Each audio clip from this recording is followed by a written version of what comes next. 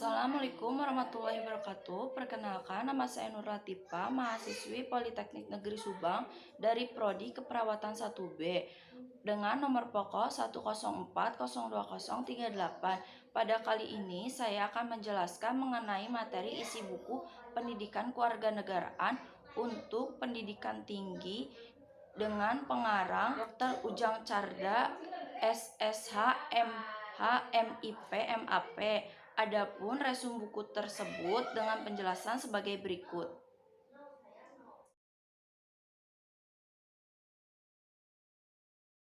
Buku ini terdiri dari 7 bab. Bab 1 tentang orientasi terhadap pendidikan kewarganegaraan. Di dalamnya membahas tentang latar belakang pembelajaran pendidikan kewarganegaraan agar bangsa Indonesia tidak tertinggal dari bangsa-bangsa lainnya. Maka pendidikan nasional Indonesia perlu dikembangkan dalam perubahan pendidikan ke masa depan. Fungsinya untuk mengembangkan kemampuan dan membentuk watak serta peradaban bangsa yang bermanfaat dalam rangka mencerdaskan kehidupan bangsa. Pengertian dan tujuan pendidikan kewarganegaraan sebagaimana yang terdapat dalam pembukaan Undang-Undang 1945 untuk mengingat kembali bahwa tujuan pemerintah negara Indonesia yaitu melindungi segenap bangsa Indonesia dan seluruh tumpah darah Indonesia untuk memajukan kesejahteraan umum, mencerdaskan kehidupan bangsa dan ikut melaksanakan ketertiban dunia berdasarkan kemerdekaan, perdamaian abadi, dan keadilan sosial, bertujuan untuk berkembangnya potensi anak didik agar menjadi manusia beriman dan bertakwa kepada Tuhan Yang Maha Esa, berakhlak mulia, sehat, berilmu, cakap, kreatif, dan menjadi warga yang demokratis serta bertanggung jawab, perilaku, kebudayaan, dan beraneka ragam kepentingan mengutamakan kepentingan bersama di atas kepentingan perorangan dan golongan. Landasan pendidikan kewarganegaraan, landasan ilmiah, landasan hukum, landasan historis. Bab 2 tentang memahami identitas nasional sebagai karakter bangsa Indonesia. Di dalamnya membahas tentang proses berbangsa dan bernegara. Asal-usul nenek moyang bangsa Indonesia berasal dari Asia Tengah semenjak tahun 2000 sebelum Masehi sampai dengan tahun 200 sebelum Masehi. Dari zaman batu Neolitikum hingga zaman perunggu telah terjadi migrasi penduduk purba dari wilayah Yunan, Cina Selatan ke daerah Asia di bagian selatan termasuk daerah kepulauan Indonesia. Karena adanya suatu bencana alam hebat atau adanya perang antar suku bangsa, istilah Indonesia berasal dari kata Indus, Latin, yang berarti Hindia, dan kata Nenos, Yunani, yang berarti pulau. Nesioi, jamak berarti pulau-pulau, berarti kata Indonesia adalah Pulau-Pulau Hindia. Pada tanggal 28 Oktober 1928, Kongres Pemuda II di Jakarta menggunakan istilah Indonesia dalam hubungan dengan persatuan bangsa yang menghasilkan Sumpah Pemuda. Di dalamnya tercantum nama Indonesia. Nama Indonesia secara resmi digunakan sebagai nama negara pada tanggal 17 Agustus tahun 1945 dengan Proklamasi Kemerdekaan Indonesia. Identitas nasional yaitu suatu ciri yang dimiliki oleh suatu bangsa yang secara filosofis membedakan bangsa tersebut dengan bangsa lain.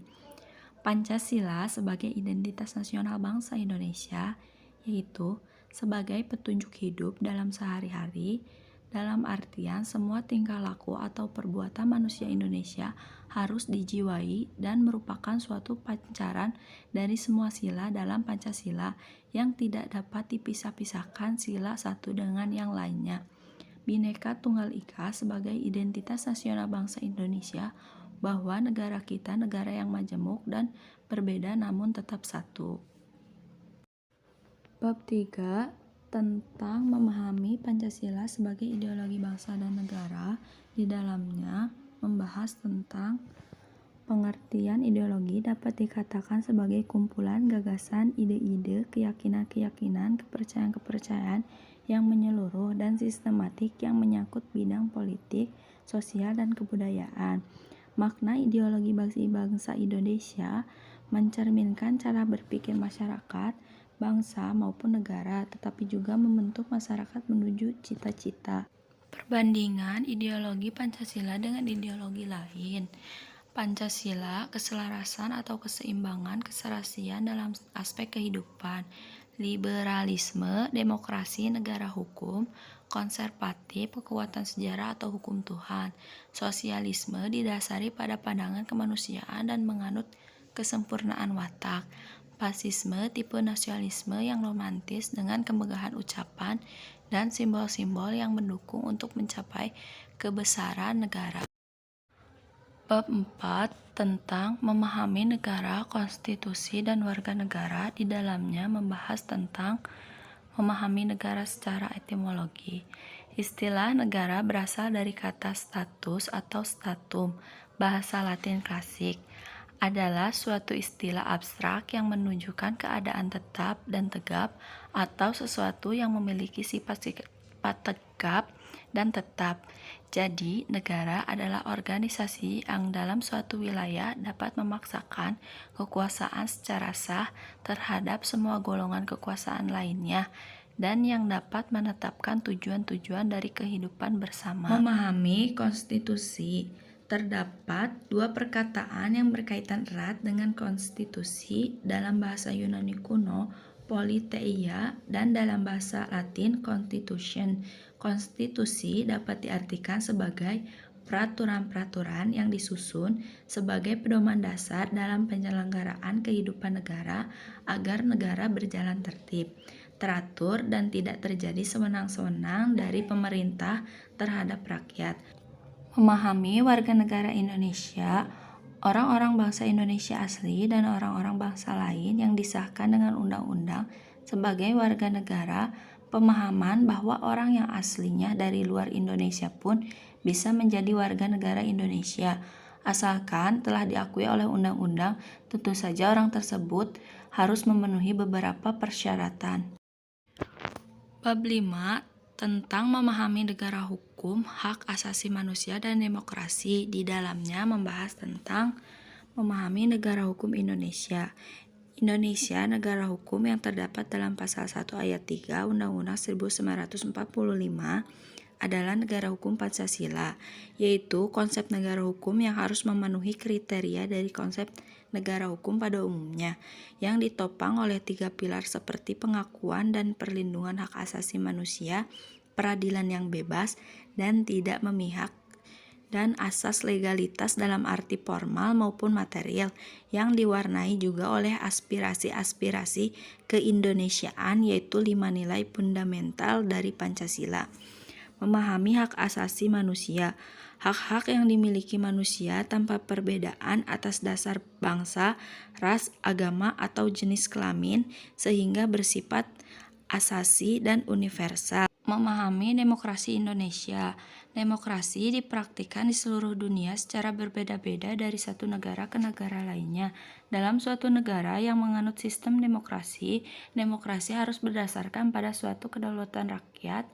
Artinya, kekuasaan negara dikelola oleh rakyat, dari rakyat, dan untuk rakyat.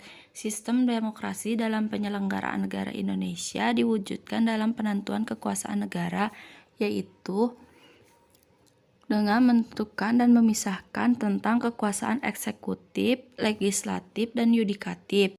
Demokrasi Indonesia sebagaimana dijabarkan dalam Undang-Undang 1945 secara filosofis, demokrasi Indonesia mendasarkan pada rakyat sebagai asal mula kekuasaan negara dan sebagai tujuan kekuasaan negara. Rakyat merupakan penjelmaan sifat kodrat manusia sebagai makhluk individu dan makhluk sosial. Bab 6 tentang memahami wawasan Nusantara sebagai wawasan nasional Indonesia. Di dalamnya membahas tentang istilah wawasan Nusantara sebagai konsep wawasan nasional Indonesia berasal dari dua kata, yaitu wawasan dan Nusantara. Istilah wawasan itu sendiri berasal dari kata wawas yang berarti pandangan, tinjauan, atau penglihatan indrawi, sedangkan akar kata ini membentuk kata mawas yang berarti memandang, meninjau atau melihat. Sedangkan wawasan berarti cara pandang, meninjau atau melihat. Wawasan Nusantara mempunyai arti cara pandang bangsa Indonesia tentang diri dan lingkungannya berdasarkan Pancasila dan Undang-Undang 1945 serta sesuai dengan geografi wilayah Nusantara yang menjiwai kehidupan bangsa dalam mencapai tujuan atau cita-cita nasionalnya. Landasan wawasan Nusantara, landasan ideal wawasan Nusantara, landasan konsepsional wawasan Nusantara. Hakikat dan asas-asas wawasan Nusantara. Hakikat wawasan Nusantara adalah keutuhan Nusantara dalam artian cara pandang yang selalu utuh dan menyeluruh dalam lingkup Nusantara demi kepentingan nasional. Asas-asas wawasan Nusantara, kepentingan bersama, keadilan, kejujuran, solidaritas, kerjasama, dan kesetiaan. Kedudukan, fungsi, dan tujuan wawasan Nusantara.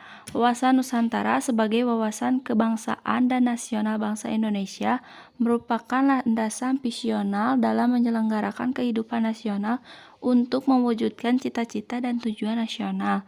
Fungsi wawasan Nusantara sebagai pedoman motivasi, dorongan, serta rambu-rambu dalam menentukan segala kebijaksanaan, keputusan, tindakan, dan perbuatan bagi penyelenggaraan negara di tingkat pusat dan di daerah bagi seluruh rakyat Indonesia dalam kehidupan bermasyarakat, berbangsa, dan bernegara.